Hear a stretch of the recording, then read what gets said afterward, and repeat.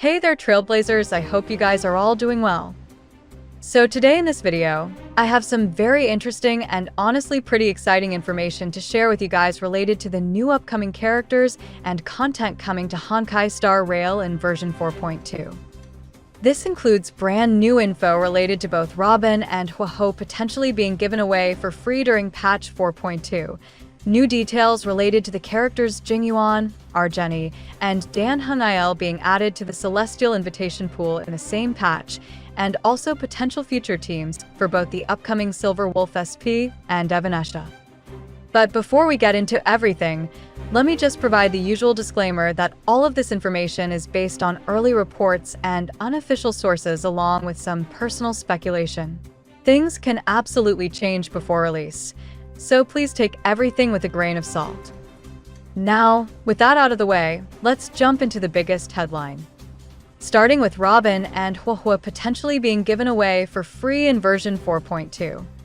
Based on the latest information, both Robin and HUOHUO are expected to be obtainable through the Stellar Convergence shop during patch 4.2, which, if you don't know, is the in-game shop where you can outright purchase a previously limited character with a special currency known as Golden Companion Spirits, which you can get either for free by logging into the game during an update where new units are introduced into the shop, or by getting at least 2 dupes of any 5-star unit that you already have max copies of. Now, something else that makes this particularly interesting is the timing.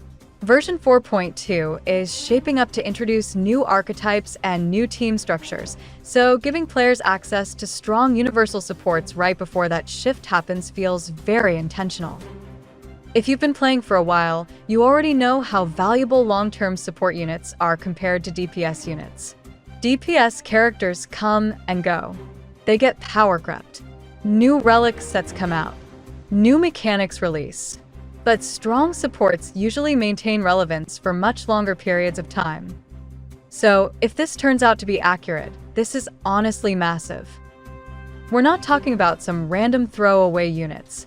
We're talking about 2 extremely high-value 5-star units being made accessible through the shop system.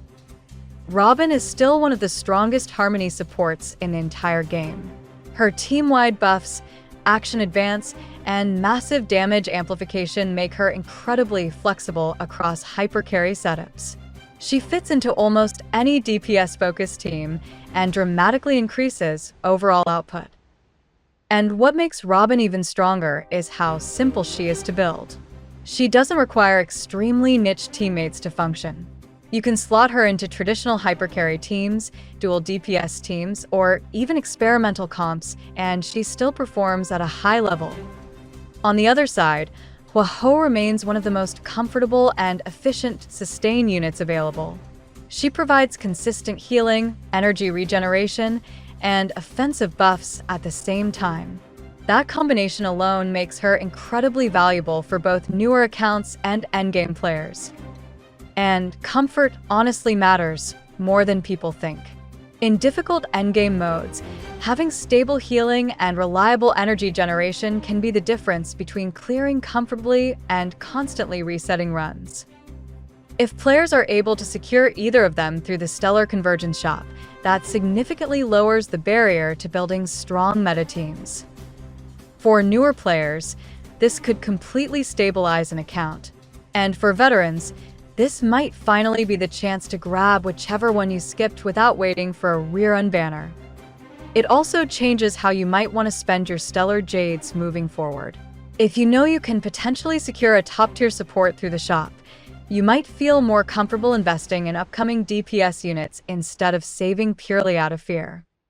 Now moving on to the next major update, which is the units added to the Celestial Invitation Pool. Version 4.2 is expected to add JING YUAN, ARGENTI, and Dan Haniel into the Celestial Invitation Pool, which is basically a pool of previously limited characters on the rate-up banner that you can lose your 50/50s to in addition to the usual standard banner units. And this is actually a pretty significant long-term change for the game's banner structure.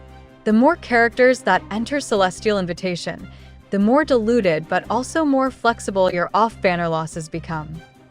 While the units added are not that great at the moment, They could get much better later on through either future direct buffs, new teammates, and new relic sets.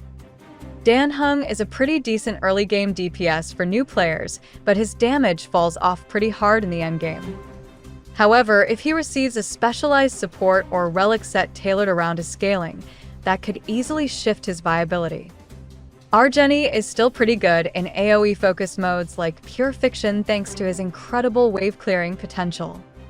And with Pure Fiction continuing to rotate and evolve, AoE-focused DPS units may cycle back into higher value depending on future enemy waves. While JING YUAN has also fallen off quite a bit similar to Dan Heng, he is very likely to get buffed in the near future, making him a decent option again for clearing AoE-based content like Pure Fiction. We've already seen how indirect buffs through relics or teammates can completely revive older units, so I wouldn't count him out long term. Ultimately, if these characters are being added into Celestial Invitation, it means older limited DPS units are gradually becoming more accessible outside of standard rerun banners. That shifts pull strategy in a big way. Instead of feeling pressured to summon immediately out of fear of missing a rerun, players may have alternative paths to obtaining these characters over time. And that honestly reduces FOMO, which is always a positive direction for the health of the game. Now, let's talk about the upcoming Silver Wolf SP and Evanescia.